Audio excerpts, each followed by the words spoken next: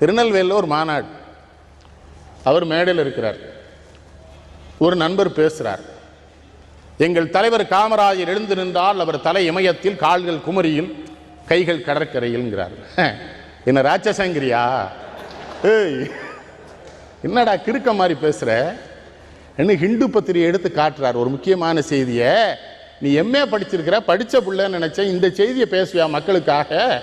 தலை இமயத்தில் இருக்கான், அடக்கிருக்கேன், படித்தவன்லாம் அப்படி. ஆனால் அந்த நாடு எப்படி ஆகும்னார். புகழுரைகளை விழும்பாதவன் எவனோ அவன் தலைவன்.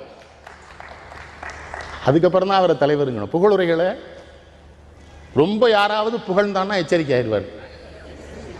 அவன் வெளியே போனோன்னே சொல்றாரு, ஏதோ தப்பு பண்ண போறான் போல தெரியுதுன்னு. அவனை கவனி, எதுக்கு என்ன இவ்வளவு பேசுறான்? நமச்சிவாயம் போய் குமுதத்தினுடைய ஆசிரியர் SAPயை அழைத்து கொண்டு காமராஜரை பார்த்து உங்கள் வாழ்க்கை வரலாறு எழுதணுங்கிறார்.